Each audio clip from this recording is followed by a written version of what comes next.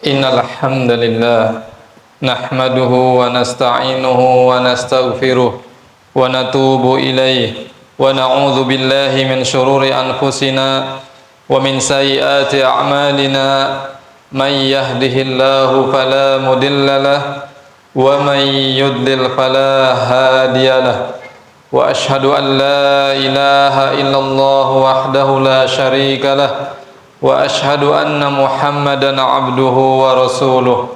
Allahumma salli wa sallim wa barik ala nabiyyina wa habibina wa syafi'ina Muhammad wa ala alihi wa ashabihi wa man tabi'ahum bi ihsanin ila yaumiddin.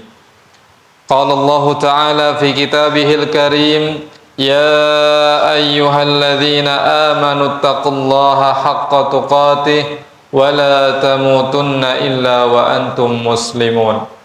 وقال أيضا يا أيها الذين آمنوا اتقوا الله وقولوا قولا سديدا يصلح لكم أعمالكم ويغفر لكم ذنوبكم ومن يطع الله ورسوله فقد فاز فوزا عظيما. أما بعد. Kaum muslimin jamaah salat Jumat yang dimuliakan Allah Subhanahu wa taala. Di atas mimbar ini khatib berwasiat kepada pribadi khatib dan kepada jamaah sekalian agar marilah kita meningkatkan iman dan takwa kita kepada Allah Subhanahu wa taala, karena sesungguhnya tidak ada bekal terbaik yang dibawa oleh seorang hamba untuk menghadap Allah Subhanahu wa taala selain daripada keimanan dan ketakwaannya kepada Allah Subhanahu wa taala. Wa tazawwadu fa inna khairaz zadi taqwa, dan berbekallah kalian semua karena tidak ada bekal yang terbaik untuk menghadap Allah Subhanahu wa taala selain daripada ketakwaan. Kemudian juga takwa ini menjadi tolok ukur kemuliaan seorang hamba di sisi Allah Subhanahu wa taala. Kemuliaan seseorang tidak ditentukan oleh banyak hartanya, bukan juga ditentukan oleh tinggi jabatannya, tetapi ditentukan oleh ketakwaannya kepada Allah Subhanahu wa taala. Sebagaimana Allah Subhanahu wa taala berfirman, "Inna akramakum indallahi atqakum." Sesungguhnya orang yang paling mulia di antara kalian adalah orang yang bertakwa. Semakin takwa kita kepada Allah, menjalankan segala perintahnya dan menjauhi segala larangannya, maka akan semakin mulia kita di hadapan Allah Subhanahu wa taala. Salawat beriring salam semoga tetap tersampaikan kepada suri tauladan kita, yaitu Nabi Muhammad sallallahu alaihi wasallam beserta keluarga beliau, para sahabat serta pengikut beliau hingga akhir zaman. Alhamdulillah atas karunia dan nikmat Allah kita semua bisa berkumpul di salah satu rumah Allah, yaitu Masjid Jabal Nur. Mudah-mudahan masjid ini selalu diberkahi oleh Allah Subhanahu wa taala, dan kita semua yang memakmurkan masjid ini baik dengan harta, tenaga dan kehadiran kita di dalam sholat 5 waktu berjamaah maupun kehadiran kita di dalam majelis-majelis ilmu yang diadakan oleh Masjid Jabal Nur. Mudah-mudahan kita semua dimuliakan dan diberkahi oleh Allah Subhanahu wa taala. Kaum muslimin sidang salat Jumat yang dimuliakan Allah Subhanahu wa taala, insyaallah pada kesempatan yang mulia ini khatib akan menyampaikan khutbah dengan tema dampak perbuatan dosa dan pentingnya istighfar. Hadirin sidang salat Jumat yang dimuliakan Allah Subhanahu wa taala, setiap perbuatan dosa dan maksiat yang kita lakukan itu akan ada dampaknya, akan ada akibatnya bagi kita di kehidupan dunia ini, terlebih lagi nanti di kehidupan akhirat. Di dalam Al-Quran Allah Subhanahu wa taala berfirman di surat Ar-Rum ayat 41, "Zaharul fasadu fil barri wal bahri bima kasabat aydin nas liyudhiqahum ba'dalladzi amilu la'allahum yarji'un." Telah tampak kerusakan di darat, di laut oleh sebab perbuatan dosa manusia, agar Allah Subhanahu wa taala menimpakan kepada mereka sebagian atas apa yang telah mereka perbuat agar mereka kembali kepada jalan yang benar. Ayat ini menjadi peringatan bahwa segala sesuatu yang kita lakukan itu memiliki konsekuensinya, dan Allah memberikan sebagian dari akibatnya sebagai bentuk pelajaran agar manusia menyadari kesalahannya dan kembali kepada jalan yang benar. Dan kata al-fasad, kerusakan, pada ayat ini tidak hanya merujuk kepada kerusakan muka bumi, tetapi juga merujuk kepada kerusakan moral yang ada di masyarakat kita. Jadi setiap perbuatan dosa dan maksiat yang kita lakukan pasti akan ada dampak buruknya, akan berakibat buruk pada kehidupan kita.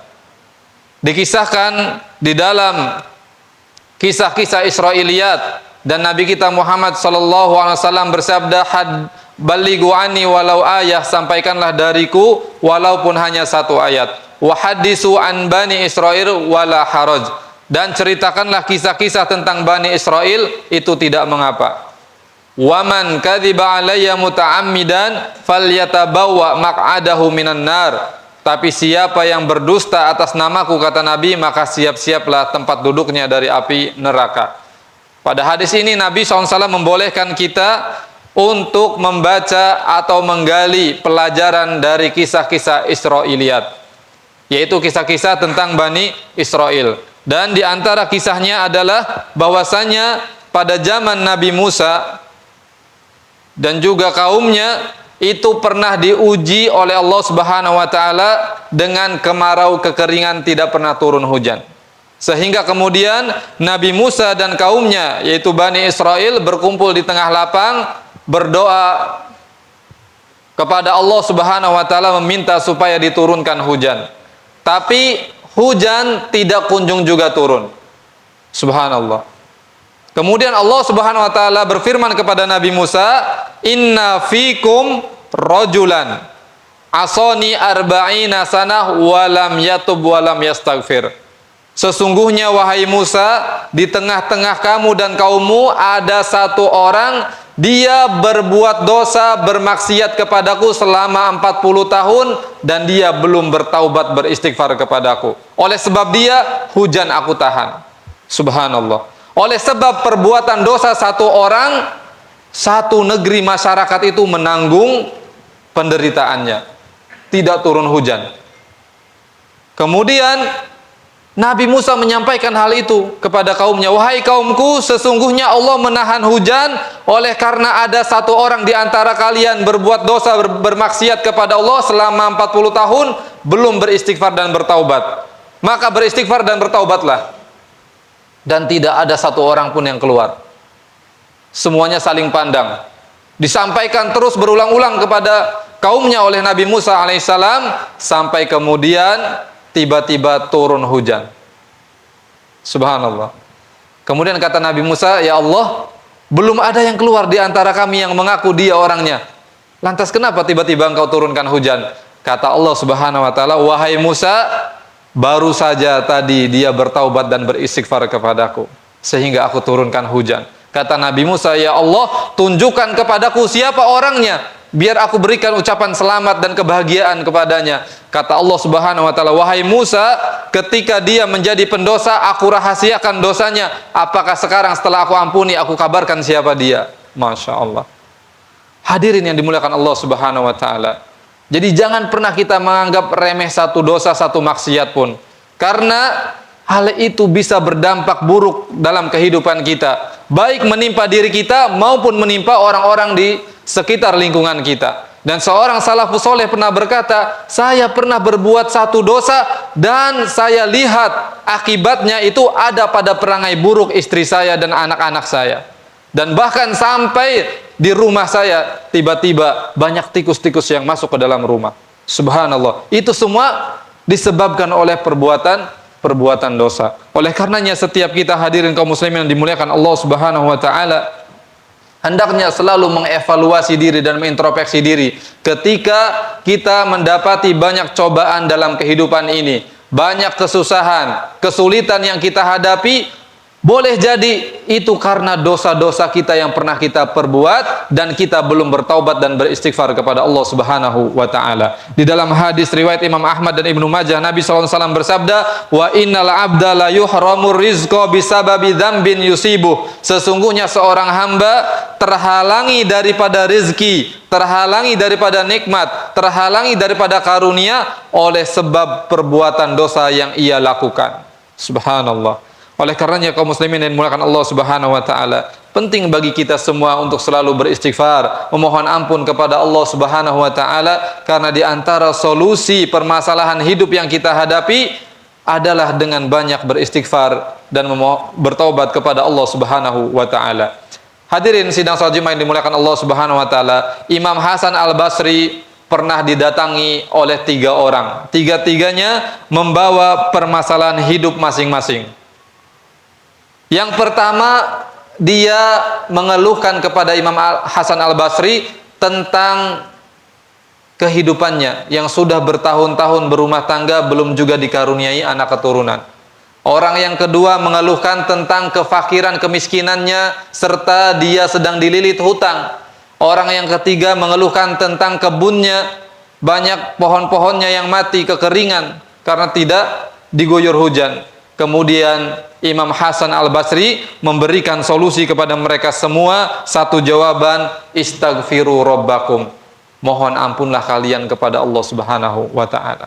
Kemudian Imam Hasan Al-Basri ditanya, "Wahai Imam Hasan Al-Basri, 3 orang permasalahannya berbeda-beda, kenapa kemudian diberikan satu solusi yang sama, yaitu istighfar kepada Allah Subhanahu wa taala?" Imam Hasan Al-Basri kemudian membacakan firman Allah surat Nuh ayat 10 sampai 12. Faqultu astaghfiru rabbakum innahu kana ghaffara. Aku katakan kepada mereka, mohon ampunlah kalian kepada Allah Subhanahu wa taala, beristighfarlah kalian kepada Allah Subhanahu wa taala, yursilis samaa 'alaikum midrara. Niscaya Allah akan turunkan hujan yang lebat kepada kalian, wa yumdidkum bi amwal wa banin wa yaj'al lakum jannati wa yaj'al lakum anhara. Dan niscaya Allah Subhanahu wa taala akan karuniakan kepada kalian harta, anak-anak, kebun-kebun dan sungai-sungai. Masya Allah. Itu diantara keutamaan istighfar, bahwa istighfar itu bisa mendatangkan rezeki, nikmat, karunia dari Allah Subhanahu wa taala. Dan Nabi kita Muhammad sallallahu alaihi wasallam bersabda dalam hadis diriwayatkan oleh Imam Ahmad, Imam Abu Daud dan Imam Ibnu Majah, "Man lazimal istighfar ja'alallahu lahu min kulli hamin faraja wa min kulli dikin makhraja wa razaqahu min haitsu la yahtasib." Siapa yang rajin beristighfar, pandai memohon ampun kepada Allah Subhanahu wa taala, maka pasti Allah akan jadikan baginya di setiap permasalahan yang ia hadapi, Allah jadikan jalan keluar, dan di setiap kesempitan yang dia alami Allah jadikan kelapangan, dan Allah pasti akan berikan baginya rezeki dari arah yang tidak disangka-sangka. Barakallahu li wa lakum fil Qur'anil azim wa nafa'ani wa iyyakum bima fihi minal ayati wa dzikril hakim wa taqabbala minni wa minkum tilawatahu innahu huwal ghafurur rahim.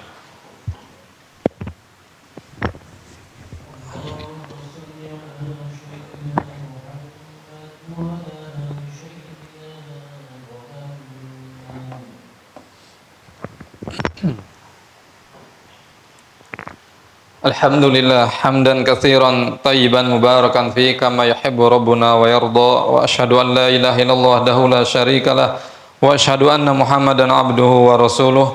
Allahumma shalli wa sallim wa barik ala nabiyyina Muhammad wa ala alihi wa ashabihi wa man tabi'ahum bi ihsanin ila yaumiddin. Amma ba'd.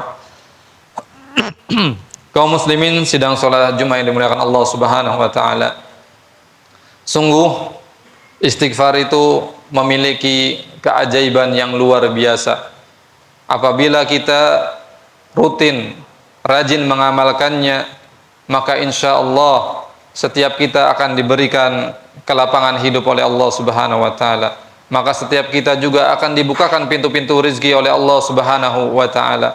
Karena betapa banyak permasalahan hidup itu disebabkan oleh perbuatan dosa kita.